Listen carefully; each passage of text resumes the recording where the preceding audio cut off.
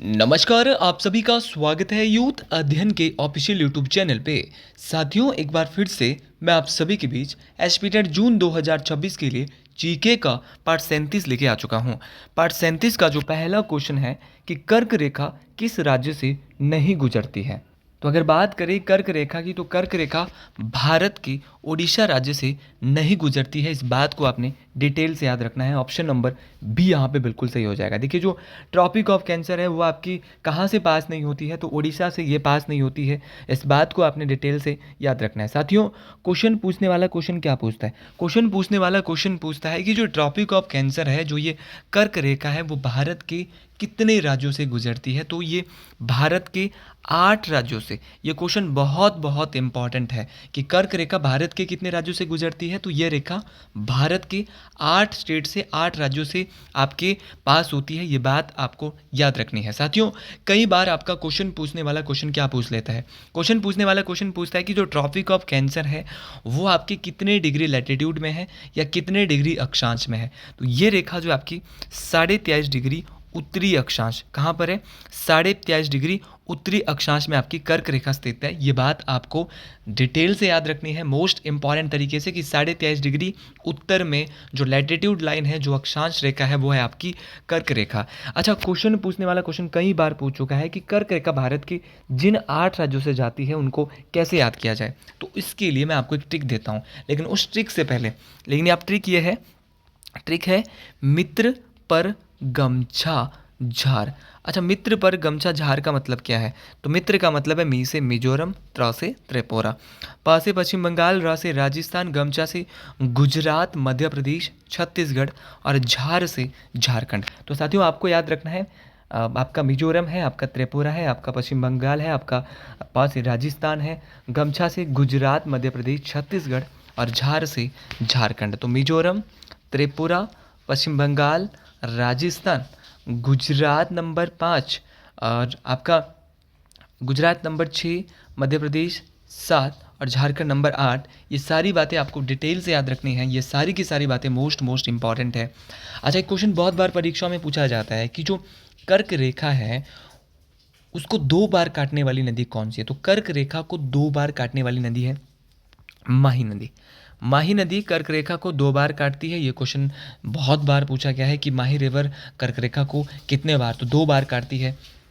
बड़ा प्यारा क्वेश्चन है। अच्छा, क्वेश्चन पूछा जाता है कि कर्क रेखा भारत के सर्वाधिक किस राज्य से गुजरती है। तो सर्वाधिक जो लंबी दूरी, जो सर्वाधिक, जो सबसे ज़्यादा जो आपके पास हो रही है कर्क रेखा, वो कहाँ से पास होती है? तो सबसे ज़्यादा पास होती है भाई आपके मध्य प्रदेश से। तो मध्य प्रदेश से सर्वाधिक गुजरती है। लेकिन इससे पहले अगर आप भी एसपीटेट जून 2026 की तैयारी कर रहे हो, आप भी एक मिडिल क्लास फैमिली से, तो आप जुड़ सकते हैं हमारे साथ मात्र और मात्र 499 रुपीज़ मंथ में। हम देंगे आपको 499 में लाइव प्लस रिकॉर्डेड क्लास। जो क्लास लाइव होगी उस क्लास को आप रिकॉर्डेड देख सकते हैं। भाई, अब समय आ गया है तैयारी करने का। तो अगर आप हमारे साथ जुड़ना चाहते हैं तो 7876145409 इस नंबर पे कांटेक्ट करके आप हमारे बैच का हिस्सा बन सकते हैं, जहाँ पे हम देंगे आपको लाइव प्लस रिकॉर्डेड। जो क्लास लाइव होगी उस क्लास को आप रिकॉर्डेड भी देख सकते हैं। तो लाइव प्लस रिकॉर्डेड क्लासेस के माध्यम से आप हमारे साथ जुड़ सकते हैं और हमारे बैच का हिस्सा बन सकते हैं। साथियों, क्वेश्चन पूछने वाला क्वेश्चन पूछता है कि सर्वाधिक जाती है मध्य प्रदेश से, लेकिन सबसे कम कहाँ से जाती है। तो सबसे कम जो ये गुजरती है वो गुजरती है राजस्थान। तो सबसे कम राजस्थान से गुजरती है और सबसे ज़्यादा जो गुजरती है वो कहाँ से? तो सबसे ज़्यादा गुजरती है आपके मध्य प्रदेश से। तो दोनों क्वेश्चन बहुत इंपॉर्टेंट है। अच्छा, एक बार बहुत बेसिक क्वेश्चन टेट परीक्षा में ही पूछा गया था कि जो आपकी ट्रॉपिक ऑफ कैंसर है उसके सबसे नियरेस्ट कौन सी कैपिटल इंडिया की है। भारत की ऐसी कौन सी राजधानी है जो कि कर्क रेखा के सबसे नज़दीक मानी जाती है। तो वो है आपकी कौन सी? अगरतला। अगरतला आपकी त्रिपुरा की राजधानी है जो कि कर्क रेखा के सबसे नज़दीक मानी जाती है। ये सारे क्वेश्चन बहुत बहुत इंपॉर्टेंट है, परीक्षाओं में पूछे जाते हैं। चलिए अगले क्वेश्चन की ओर बढ़ते हैं। अगला क्वेश्चन है कि वास्को डिगामा भारत कब पहुंचा? When did Vasco da Gama reach India? देखिए, बात करें वास्को डिगामा की, तो वास्को डिगामा 1498 में आपके भारत आए थे। ऑप्शन नंबर डी यहाँ पे बिल्कुल सही हो जाएगा। अच्छा, वास्को डिगामा 1498 में जब भारत आया तो भारत सबसे पहले कहाँ पहुंचा था? ये बहुत प्यारा क्वेश्चन है। तो 20 मई 1498 को ये भारत पहुंचता है कालीकट बंदरगाह। तो याद रखना है कालीकट जो बंदरगाह है, कालीकट जो पोर्ट है, यहाँ पे सबसे पहले वास्को डी गामा इंडिया आता है और ये कालीकट जो बंदरगाह है वो आपका केरल में पड़ता है। साथियों कई बार आपकी परीक्षाओं में क्वेश्चन पूछा गया है कि जब वास्को डी गामा भारत आया था तो यहाँ पर इसका स्वागत किसने किया? तो यहाँ पर इसका जो स्वागत किया था वो किया था आपका राजा, जो कालीकट के राजा होते थे जमोरीन साहब। तो जमोरीन साहब ने क्या किया था? तो जमोरीन साहब ने इनको क्या किया था? आपका यहाँ पे सम्मानित किया था। ये बात आपको बेहतरीन तरीके से डिटेल से याद रखनी है। सारी बातें बहुत बहुत इंपॉर्टेंट है, परीक्षाओं में काम आने वाली बातें हैं और जो बातें परीक्षाओं में काम आने वाली होती है उन बातों को आपको डिटेल से याद रखना होता है। तो आपको याद रखना है कि यहाँ पर जो वास्को डी गामा है उसको जो सम्मानित किया था वो किसने किया था? तो यहाँ पे उसको उसकी जो इज्जत करी थी, उसको सम्मान दिया था, वो किया था भाई राजा कालीकट के राजा जमोरीन के द्वारा। अच्छा, Vasco D gamma Bharat total कितने बार आया? तो वास्को डी गामा भारत कुल 3 बार आया। एक बार आया 1498 में, एक बार आया था, दोबारा आया था 1502 में। और जब ये 1502 में भारत आया था तो इसने पुर्तगालियों की, कहाँ से था ये वास्को डी गामा? पुर्तगाल से भारत आया था। कोचीन में, कोचीन ये भी केरल में ही पड़ता है, कोचीन में एक फैक्ट्री लगाई। तो कोचीन में एक फैक्ट्री लगाई थी पुर्तगालियों के लिए। तो पुर्तगालियों ने अपनी प्रथम फैक्ट्री की स्थापना 1502 में कोचीन में की थी। ये बात आपको बेहतरीन तरीके से याद रखनी है, बहुत बहुत इंपॉर्टेंट तरीके से। और वास्को डी गामा एक बार 1502 में भी आया था, 1498 में आया था और दोबारा आया था 1524 में। और भारत में इसकी गोवा में क्या हो जाती है? मृत्यु हो जाती है। ये सारी बातें आपको बेहतरीन तरीके से डिटेल से याद रखनी है, मोस्ट इम्पॉर्टेंट तरीके से याद रखनी है। और एक बार बहुत प्यारा क्वेश्चन पूछा गया था कि भारत में पुर्तगाली साम्राज्य का वास्तविक संस्थापक कौन था? तो वो था आपका डी अल्बुकर्क। तो डी अल्बुकर्क जो है वो पुर्तगालियों का एक वास्तविक संस्थापक के रूप में भारत में देखा जाता था। ये बहुत बहुत इंपॉर्टेंट है। तो अल्बुकर्क क्या था? तो पुर्तगालियों का एक वास्तविक संस्थापक भारत में था। और ये सारे क्वेश्चन बहुत बहुत इंपॉर्टेंट थे, सारे क्वेश्चन परीक्षाओं में काम आने वाले थे। चलिए जी अगले क्वेश्चन की ओर बढ़ते हैं। अगला क्वेश्चन इससे भी इंपॉर्टेंट रहने वाला है। अगला क्वेश्चन है कि सोमनाथ मंदिर किस राज्य में स्थित है? देखिए जो सोमनाथ मंदिर है वो आपके भारत की गुजरात राज्य में स्थित है। अच्छा, ये इतना फेमस क्यों है कि बार बार यहाँ से क्वेश्चन आता है पेपर में? तो देखिए जो सोमनाथ टेम्पल है वो लोकेटेड है गुजरात में। और गुजरात का एक वेरावल है, वेरावल में स्थित जो 12 ज्योतिर्लिंग है उनमें से पहला जो ज्योतिर्लिंग है, आपको याद रखना है गुजरात के वेरावल में 12 ज्योतिर्लिंग में से जो पहला ज्योतिर्लिंग है उन वो है आपका सोमनाथ मंदिर। और सोमनाथ मंदिर को लूटा था भाई 1026 के आसपास। तो 1026 के आसपास सोमनाथ मंदिर को महमूद गजनबी के द्वारा लूटा गया था। ये बात आपको बेहतरीन तरीके से याद रखनी कि महमूद गजनबी ने इसको कब लूटा। तो महमूद गजनबी ने सोमनाथ मंदिर को 1026 के आसपास लूटा था। ये बात आपको बेहतरीन तरीके से डिटेल से याद रखनी है। सोमनाथ मंदिर गुजरात में पड़ता है, ये भी मोस्ट इंपॉर्टेंट बात है। और इसको लूटा था महमूद गजनबी ने। और एक बार ये भी क्वेश्चन आया था कि जब सोमनाथ मंदिर पे 1025 में महमूद गजनबी ने आक्रमण किया था तो उस समय यहाँ के राजा कौन थे? तो उस समय यहाँ के राजा जो है वो भीम प्रथम या भीमदेव माने जाते थे। ये बात बहुत बहुत इंपॉर्टेंट है, परीक्षाओं में पूछी जाती है। चलिए जी अगले क्वेश्चन की ओर बढ़ते हैं। तो कुछ ऐसे भी मंदिर हैं जो बार बार परीक्षा में पूछे जाते हैं, जैसे कि आपका कांचीपुरम मंदिर। भाई कांचीपुरम मंदिर आपका तमिलनाडु में है। आपका कई बार आपका परीक्षा में पूछा गया है महाबोधि मंदिर कहाँ पर है सर? तो महाबोधि मंदिर आपको देखने को मिलता है, महाबोधि मंदिर आपका बिहार में है। महाबोधि मंदिर भी बहुत बहुत इंपॉर्टेंट है। महाबोधि मंदिर के अलावा आपका सोमनाथ मंदिर कहाँ पर है? होगी बात भाई गुजरात में है। इसके अलावा आपका मीनाक्षी मंदिर मदुरई तमिलनाडु में है। खजुराहो के मंदिर बहुत बार पूछे गए। खजुराहो के मंदिर मध्य प्रदेश में है। और खजुराहो के मंदिर किनके द्वारा बनाए गए? चंदेल शासकों के द्वारा। तो चंदेल जो डायनेस्टी के राजा थे उनके द्वारा बनाया गया है खजुराहो के मंदिर। उसी प्रकार आपका जगन्नाथ मंदिर कहाँ पर है? पूरी उड़ीसा। तो पूरी उड़ीसा में आपका जगन्नाथ मंदिर, ये बात आपको बेहतरीन तरीके से याद रखना है। और आपका जो कोणार्क का सूर्य मंदिर है वो है ओडिशा। तो कोणार्क का सूर्य मंदिर कहाँ पर है भाई? उड़ीसा में है कोणार्क का सूर्य मंदिर, जिसको ब्लैक पेगोडा के नाम से कौन से मंदिर को जाना जाता है? तो ब्लैक पेगोडा बोलते हैं आपका कोणार्क के सूर्य मंदिर को, जो कि उड़ीसा में है। और दोस्तों आपको याद रखना है कि जो कोणार्क का सूर्य मंदिर है ये बनाया है नरसिंह देव प्रथम। किसने बनाया है? नरसिंह देव प्रथम। तो नरसिंह देव प्रथम के द्वारा एक मंदिर बनाया गया है, जिस मंदिर का नाम है आपका कोणार्क का सूर्य मंदिर। ये बात बहुत बहुत इंपॉर्टेंट है। सारी बातें परीक्षाओं में बार बार पूछी जाती है और जो बातें परीक्षा में बार बार पूछी जाती है उन बातों को डिटेल से याद रखना होता है। चलिए जी अगले क्वेश्चन की ओर बढ़ते हैं। अगला क्वेश्चन है कि टोडरमल किसके राजस्व मंत्री थे। देखिए अकबर के राजस्व मंत्री कौन थे आपके, बहुत आसान क्वेश्चन है ये, टोडरमल थे। देखिए टोडरमल एक ऐसे मंत्री थे अकबर के जो कि अकबर के नवरत्नों में आते थे। देखिए बात करता हूँ मैं अकबर की, तो अकबर के जो आपके जो टोडरमल थे वो अकबर के आपके कैसे मंत्री थे, आपके राजस्व मंत्री थे, आपके वित्त मंत्री थे। देखिए इनके द्वारा एक प्रणाली चलाई गई थी, दहशाला प्रणाली। देखिए जो दहशाला प्रणाली है जो कि भूमि से जुड़ी हुई थी, वो किसने चलाई थी। बड़ा प्यारा क्वेश्चन ये आ सकता है पेपर में कि दहशाला जो प्रणाली है मेरे दोस्त किसने चलाई थी। तो आपको याद रखना है बेहतरीन तरीके से कि दहशाला प्रणाली जो है वो आपकी टोडरमल के द्वारा चलाई गई थी। अच्छा जी, टोडरमल के अलावा वीरबल, वीरबल क्या थे, तो वीरबल जो है वो अकबर के एक भरोसेमंद सलाहकार थे। और बीरबल को महेश दास, तो ये भी नवरत्न में आते थे। तो बीरबल को किस नाम से तो जाना जाता था, तो महेश दास के नाम से बीरबल को जाना जाता था। अच्छा, अकबर के दरबार में प्रमुख संगीतकार कौन रहा करते थे, तो तानसेन। तो तानसेन जो है ये भी अकबर के दरबार के एक प्रमुख संगीतकार थे। अच्छा, राजा मानसिंह ये क्या थे, मुख्य सेनापति माने जाते थे अकबर के, प्रधान सेनापति। तो राजा मानसिंह भी नवरत्न में आते थे। अच्छा, अब्दुल रहीम खाने खाना, तो अब्दुल रहीम खाने खाना एक महान कवि थे, ये भी अकबर के दरबार में रहते थे। फेजी जो कि अबुल फजल के भाई थे और फारसी कवि थे, तो फेजी भी किसके दरबार में रहते थे, अकबर के दरबार में। मुल्ला दो प्याजा ये भी एक सलाहकार थे, किसके, अकबर के दरबार के नवरत्नों में आते थे। हकीम हुमाम, तो सारे नाम बताता हूँ, राजा टोडरमल, बीरबल, अबुल फजल, तानसेन, राजा मानसिंह, अब्दुल रहीम खाने खाना, फेजी, मुल्ला दो प्याजा, हकीम हुमाम। तो सारी बातें आपको डिटेल से बेहतरीन तरीके से इंपॉर्टेंट तरीके से याद रखनी है। सारे क्वेश्चन बहुत बहुत इंपॉर्टेंट है, परीक्षाओं में बार बार पूछे जाते हैं। और जो क्वेश्चन बार बार परीक्षा में पूछे जाते हैं उन क्वेश्चन को आपने डिटेल से बेहतरीन तरीके से याद रखना है। चलिए जी अगले क्वेश्चन की ओर बढ़ते हैं। अगला क्वेश्चन है कि भारत के उपराष्ट्रपति किसके पदेन से अध्यक्ष होते हैं। Vice president of India is also x official chairman of, देखिए ये एक्स ऑफिशियल चेयरमैन होते हैं, पदेन सभापति, पदेन अध्यक्ष होते हैं राज्यसभा के। ये बात आपको बेहतरीन तरीके से याद रखना है। भारत के उपराष्ट्रपति की बात करें तो पहला क्वेश्चन तो आपकी टेट परीक्षा में यही इस बार आने वाला है कि वर्तमान में भारत के उपराष्ट्रपति कौन है, तो उनका नाम है CP राधाकृष्ण। बहुत प्यारा नाम है, आपको बेहतरीन तरीके से याद रखना है, नाम है CP राधाकृष्ण।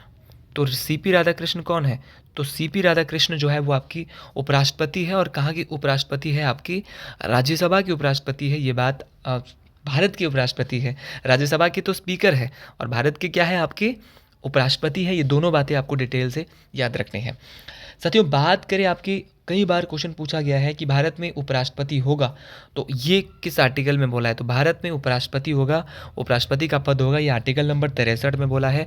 और उपराष्ट्रपति का पद जो है वो भारत में कहाँ से आया है, USA देश से आया है, अमेरिका देश से आया है, अमेरिका देश के संविधान से प्रेरित है। ये दोनों बातें आपको डिटेल से याद रखनी है। भारत का उपराष्ट्रपति बनने के लिए कितनी उम्र होनी चाहिए, तो भारत का उपराष्ट्रपति बनने के लिए आपकी जो उम्र है वो लगभग मेरे दोस्त 35 वर्ष के आसपास होनी चाहिए। ये बातें बहुत बहुत इंपॉर्टेंट है। और उपराष्ट्रपति का कार्यकाल बनने के लिए 5 वर्ष होता है, ये भी मोस्ट इम्पॉर्टेंट बात है, परीक्षा में पूछा जा सकता है। ये सारे क्वेश्चन बहुत बहुत इंपॉर्टेंट है। अच्छा, भारत के पहले उपराष्ट्रपति कौन है, तो उनका नाम है डॉक्टर सर्वपल्ली राधाकृष्ण। तो डॉक्टर सर्वपल्ली राधाकृष्ण कौन है दोस्तों, तो डॉक्टर सर्वपल्ली राधाकृष्ण आपके पहले उपराष्ट्रपति है। और कहाँ के, तो प्रथम उपराष्ट्रपति आपके कहाँ के, आपके भारत के प्रथम उपराष्ट्रपति थे डॉक्टर सर्वपल्ली राधाकृष्ण। और अगर बात करें आपके डॉक्टर CP राधाकृष्ण, वो क्या है, वो आपके क्या बने, भारत के वर्तमान में उपराष्ट्रपति बने। तो पहले देखो कितना सिमिलर है, पहले है डॉक्टर सर्वपल्ली और अब जो है सर्वपल्ली राधाकृष्ण, नाम के आगे दोनों के राधाकृष्ण है, तो पहले के आगे भी राधाकृष्ण होगा और जो अब है उसके नाम के पीछे भी राधाकृष्ण है। तो पहले है डॉक्टर सर्वपल्ली राधाकृष्ण और अब है डॉक्टर CP राधाकृष्ण। ठीक है, तो ये सारी बातें बहुत बहुत इंपॉर्टेंट है, परीक्षा में बार बार पूछी जाती है। अच्छा, यहाँ पे संसद दिया है, संसद के बारे में किस अनुच्छेद में बात की जाती है, तो संसद के बारे में आर्टिकल नंबर 79 बात करता है। आगे संसद के 3 भाग है लेकिन यहाँ पे राष्ट्रपति नहीं दिया है। ठीक है, तो संसद के 2 भाग यहाँ पे दिए हैं, 2 सदन यहाँ पे दिए हैं, भाग 2 है, भाग 3 है और सदन 2 है। भाग में से ही 2 हाउस बाहर निकाले जाते हैं, एक लोकसभा और दूसरा राज्यसभा। लोकसभा की बात की जाती है, राज्यसभा की बात 80 में और लोकसभा की बात आर्टिकल 81 में। कितना आसान है, 79 में संसद, 80 में राज्यसभा, 81 में लोकसभा। दोनों से ही क्वेश्चन आते हैं। क्वेश्चन कई बार पूछा गया है कि संसद का स्थायी सदन कौन सा है, परमानेंट हाउस कौन सा है। तो राज्यसभा को ही संसद का स्थायी सदन कहा जाता है। बहुत प्यारा क्वेश्चन है मेरे दोस्त।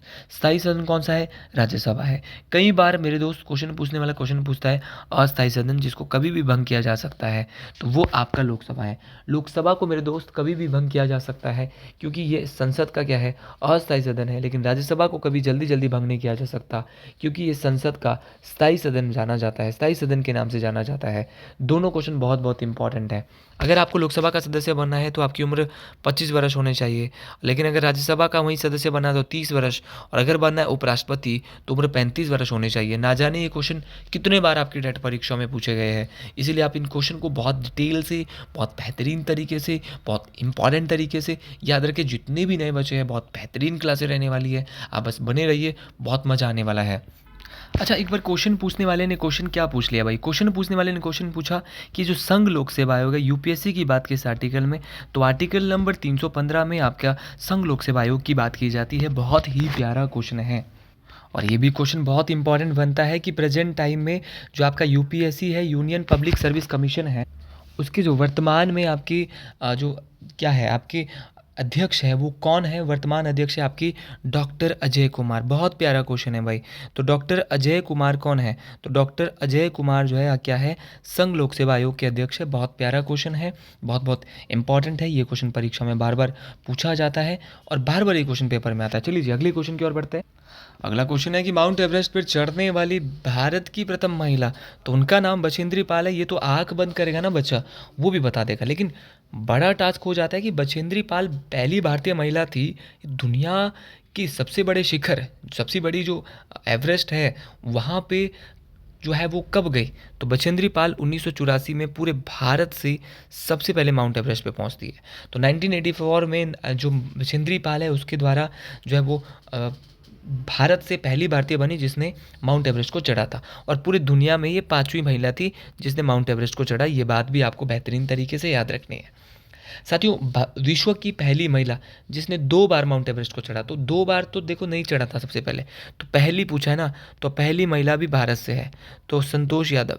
संतोष यादव भारत की पहली महिला थी जिसने दुनिया की सबसे ऊंची चोटी माउंट एवरेस्ट को 2 बार चढ़ा था। ये बात आपको बेहतरीन तरीके से, डिटेल से, मोस्ट इंपॉर्टेंट तरीके से याद रखनी है। चलो, ये बात भी समझ गए भाई। अब एक क्वेश्चन बहुत बहुत प्यारा क्वेश्चन पेपर में आता है, जो कि बार बार परीक्षा में पूछा जाता है, और इन क्वेश्चन को आपने डिटेल से, बेहतरीन तरीके से याद रखना है। कि मेरे भाई क्वेश्चन पूछता है कि जो माउंट एवरेस्ट पर दुनिया की सबसे पहली महिला कौन चढ़ी, तो माउंट एवरेस्ट पे विश्व में सबसे पहले चढ़ी जुको तबई, और ये किस देश की थी? ये बहुत प्यारा क्वेश्चन है।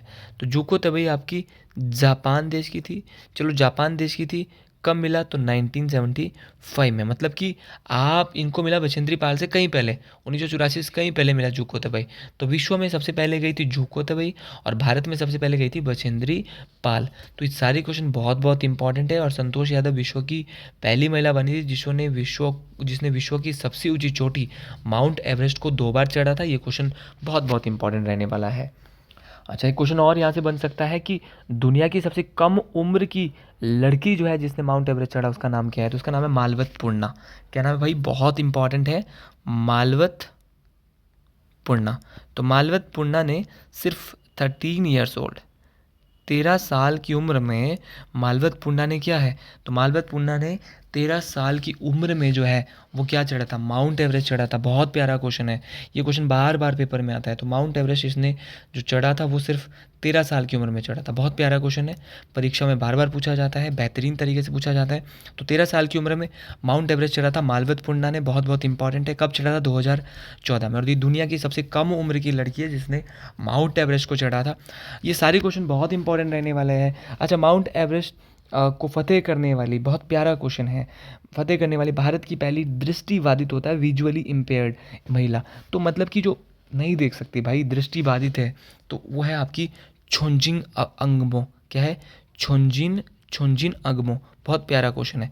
तो छोंजिन अगमो, ये बहुत प्यारा नाम है, छोंजिन अगमो। तो छोंजिन अगमो ने जो चढ़ा था 2025 में चढ़ा था, ये पहली दृष्टिबाधित महिला थी जिसने माउंट एवरेस्ट को चढ़ा था। अच्छा, बहुत प्यारा क्वेश्चन परीक्षा में पूछा जाता है। और ये क्वेश्चन बहुत ही प्यारा क्वेश्चन इसलिए है क्योंकि ये बहुत बहुत इंपॉर्टेंट रहने वाला है। क्वेश्चन ये पूछा जाता है कि माउंट एवरेस्ट की ऊंचाई कितनी है।